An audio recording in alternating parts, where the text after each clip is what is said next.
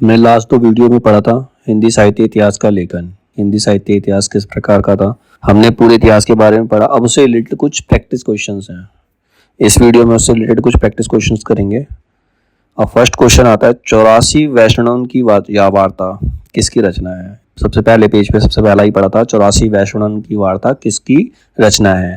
अब इसके ऑप्शन दे रखे हैं गोस्वामी तुलसीदास, नंददास, नाभादास, गोस्वामी गोकुलनाथ। तो इसका आंसर यही है गोस्वामी गोकुलनाथ। 84 वैष्णवों की वार्ता जो है गोस्वामी गोकुलनाथ ने लिखा है। फिर सेकंड क्वेश्चन आता है हिंदी साहित्य के इतिहास लेखकों का काल क्रमानुसार सही क्रम क्या है। अभी हमने काल के हिसाब से सारे राइटर्स के नाम भी पढ़े थे लास्ट वीडियो के अंदर, तो हमें उसको सीक्वेंस में लगाना है कि सबसे पहले कौन सा राइटर आता है, फिर उसके बाद कौन कौन। अब 2 का ए दे रखा है, सबसे पहले इन्होंने दे रखा हजारी प्रसाद द्विवेदी, मिश्र बंधु, रामचंद्र शुक्ल, राम कुमार। ये तो हो नहीं सकता, हजारी प्रसाद द्विवेदी तो शुक्ल के बाद आए थे, तो ये ए ऑप्शन नहीं हो सकता। बी राम कुमार वर्मा, रामचंद्र शुक्ल, तो ये भी नहीं हो सकता, राम कुमार वर्मा रामचंद्र शुक्ल के बाद के है। सी है रामचंद्र शुक्ल, मिश्र बंधु, ये भी गलत है क्योंकि मिश्र बंधु रामचंद्र शुक्ल से पहले थे। अब डी मिश्र बंधु, रामचंद्र शुक्ल, राम कुमार वर्मा, हजारी प्रसाद, तो यही सही सीक्वेंस है। सबसे पहले इन चारों में सबसे पहले जो थे वो मिश्र बंधु थे। अगर वीडियो को ध्यान से पढ़ेंगे, ध्यान से सुनेंगे, ध्यान से देखेंगे तो आपको पता चलेगा कि सबसे पहले मिश्र बंधु थे, उसके बाद रामचंद्र शुक्ल, फिर राम कुमार वर्मा, हजारी प्रसाद। तो सही सीक्वेंस यही है। तो क्वेश्चन नंबर 2 का आंसर है डी। थर्ड है मिश्र बंधुओं में कौन नहीं है। ये भी हमने लास्ट वीडियो में पढ़ा था कि कौन कौन थे। सबसे पहले हम देखेंगे कौन कौन थे। 3 भाई थे, वो 3 भाई कौन कौन थे। सुखदेव बिहारी मिश्र थे, श्याम बिहारी मिश्र थे और गणेश बिहारी मिश्र थे। तो इसमें एक ऑड कौन है, कृष्ण बिहारी मिश्र। तो मिश्र बंधुओं में कौन नहीं है, कृष्ण बिहारी मिश्र मिश्र बंधुओं में नहीं है। तो इसका आंसर है बी। थर्ड का आंसर बी, कृष्ण बिहारी मिश्र। चौथा गारसादा तासी ने हिंदुस्तानी साहित्य का इतिहास किस भाषा में लिखा। अब तो गारसादा तासी जो थे वो फ्रांस के थे, तो उन्होंने इतिहास भी फ्रांसीसी भाषा में ही लिखा होगा।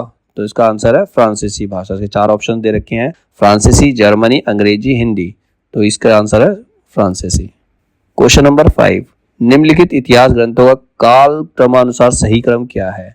अब इसमें ए दे रखा है हिंदी साहित्य का आलोचनात्मक इतिहास, हिंदी साहित्य की भूमिका, हिंदी साहित्य का इतिहास, मिश्र बंधु विनोद। अब मिश्र बंधु विनोद लास्ट में दे रखा है, तो मिश्र बंधु अगर पहले थे तो मिश्र बंधु विनोद सबसे पहले होना चाहिए। तो सबसे पहले मिश्र बंधु विनोद कौन से ऑप्शन के अंदर है, डी के अंदर है। तो उसका सही आंसर भी डी ही होगा। सबसे पहला जो ग्रंथ है वो मिश्र बंधु विनोद, फिर हिंदी साहित्य का इतिहास, हिंदी साहित्य का आलोचनात्मक इतिहास, फिर हिंदी साहित्य की भूमिका।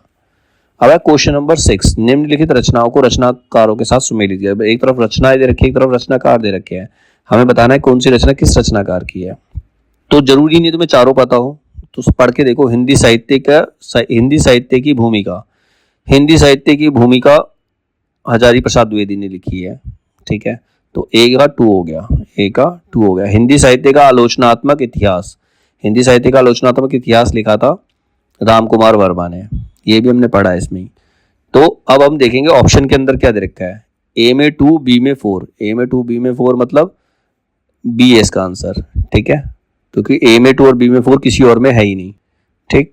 तो इसका आंसर क्या है, बी। ओके, तो आंसर हमको क्वेश्चन नंबर 7 शिव सिंह सरोज का प्रकाशन कब हुआ। ये भी हमने पढ़ा था। शिव सिंह सरोज का प्रकाशन शिव सिंह सेंगर ने करवाया था, 1883 में हुआ था इसका प्रकाशन। इसका आंसर है 1883। क्वेश्चन नंबर 8 मलिक मोहम्मद जायसी की प्रेम कविता हिंदी साहित्य के इतिहास का काल विभाजन और नामकरण करते हुए उपयुक्त नामकरण किस साहित्यकार ने सुझाया। तो अब हमने दोनों वीडियो में नहीं पढ़ा इसके बारे में, मलिक मोहम्मद जायसी की प्रेम कविता के बारे में नहीं पढ़ा, लेकिन हमने रामचंद्र शुक्ल के बारे में पढ़ा, आचार्य हजारी प्रसाद द्विवेदी के बारे में पढ़ा, गणपति चंद्रगुप्त के बारे में पढ़ा। इन तीनों ने ऐसा कुछ नहीं कहा, इन तीनों ने ऐसा कुछ नहीं कहा। तो इसका मतलब इसका आंसर क्या होगा, George Abraham Gierson. Question number 9 Hindi में साहित्य इतिहास लेखन की सर्वाधिक लोकप्रिय पद्धति क्या है।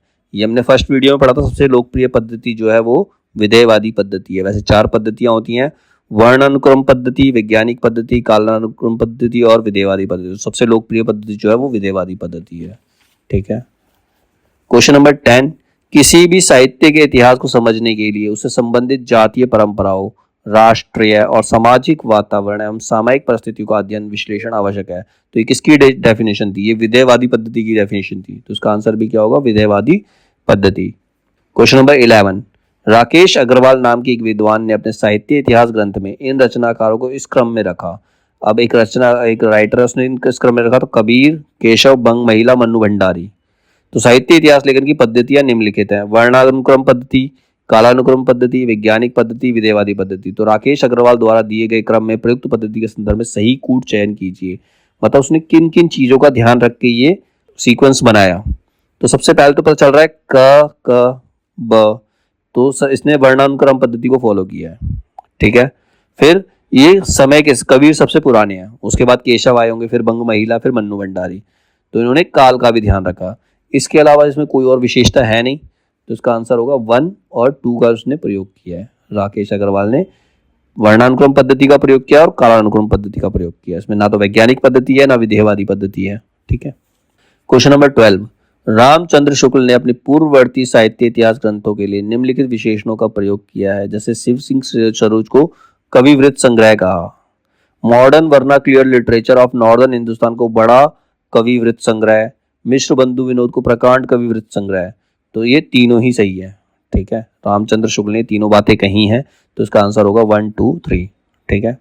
क्वेश्चन नंबर 13, रामचंद्र शुक्ल ने अपने हिंदी साहित्य का इतिहास में लिखा है, किसी काल विस्तार को लेकर यूं ही पूर्व में उत्तर नाम देकर 2 हिस्से कर डालना ऐतिहासिक विभाग नहीं कहला सकता है। ये उन्होंने कहा है। इतिहास की पुस्तक में किसी कवि की पूरी या अधूरी आलोचना भी नहीं हो सकती। ये भी रामचंद्र शुक्ल ने कहा है। रीतिकाल की कवियों के परिचयात्मक विवरण मैंने प्राय शिव सिंह सरोज से ही लिए हैं। ये उन्होंने नहीं कहा। तो इसमें थर्ड वाला नहीं है। फोर्थ, वर्तमान लेखकों और कवियों के संबंध में कुछ लिखना अपने सिर पर एक बला मोल लेना जान पड़ता है। ये भी उन्होंने कहा है। तो उसका सही आंसर है 1, 2, 4। 1, 2, 4 यानी कि बी। क्वेश्चन नंबर 13 का आंसर है बी, केवल 1, 2 and 4। Question number 14, Ramchandra Shukla ने अपने इतिहास ग्रंथ की सामग्री के सहयोग के लिए निम्न ग्रंथों के नाम दिया। किस किस से सहयोग लिया होगा? उन्होंने अपने से पहले वाले ग्रंथों से सहयोग लिया होगा, बाद वाले ग्रंथों से तो नहीं लिया होगा। मिश्र बंधु रामचंद्र शुक्ल से पहले का है, तो ये हो सकता है। शिव सिंह सरोज ये उनके बाद का है, तो ये नहीं होगा। हिंदी कोविद रतनमाला ये होगा। कविता कौमुदी ये भी है, और ब्रज माधुरी सार ये भी है। हिंदी काव्यधारा नहीं है। तो इसका आंसर है 1, 3, 4 और 6। 1, 3, 4, 6 मतलब सी। इसका आंसर क्या है? सी। असंगत युग्म को अलग कीजिए। उसमें असंगत युग्म क्या है, मतलब कौन सा किसने नहीं लिखा? भाषा काव्य संग्रह Shyam Sundar Das, a sketch of Hindi literature Edwin Greaves, ये इसने लिखा, सही है ये। A history of Hindi literature FE के, ये भी सही है। हिंदी साहित्य विमर्श पदुमलाल पुन्नालाल बख्शी, ये भी सही है। केवल ये भाषा काव्य संग्रह श्याम सुंदर दास ने नहीं लिखा था। तो यही इसमें से असंगत युग्म है, ये गलत है। ठीक है। तो इस 15 का आंसर है ए। क्वेश्चन नंबर 16, 7-8 वर्षों की संचित ज्ञान राशि सामने लगी हुई थी, पर ऐसी निर्दिष्ट श्रेणियों की उद्भावना नहीं हुई थी जिसके अनुसार सुगमता से इस प्रभुत सामग्री का वर्गीकरण होता। भिन्न भिन्न शाखाओं के हजारों कवियों की केवल कालक्रम से गुत्थी उपयुक्त वृत्तमालाएं साहित्य के इतिहास के अध्ययन में कहाँ तक सहायता पहुंचा सकती थी? सारे रचना काल को केवल आदि, मध्य, पूर्व, उत्तर इत्यादि खंडों में आंख मूंद कर बांट देना, ये भी ना देखना कि किस खंड के भीतर क्या आता है क्या नहीं, किस वृत्त संग्रह को इतिहास नहीं बना सकता। तो साहित्य इतिहास लेखन के संबंध में उपयुक्त बातें किस आलोचक ने कही? तो ये सारी बातें रामचंद्र शुक्ल ने कही है। इसका आंसर है रामचंद्र शुक्ल। क्वेश्चन नंबर 17, ब्रज का कृष्ण संप्रदाय हिंदी साहित्य के इतिहास का काल विभाजन और नामकरण करते हुए उपयुक्त नामकरण निम्नलिखित में किस साहित्य इतिहासकार ने किया? तो ब्रज का कृष्ण संप्रदाय ये केवल एक ही ऐसे थे जिन्होंने बहुत सारे पार्ट में डिवाइड किया था कालक्रम को, वो थे जॉर्ज गियर्सन। उन्होंने ही इसके बारे में बताया ब्रज का कृष्ण संप्रदाय। तो उसका सही आंसर है जॉर्ज गियर्सन, बी।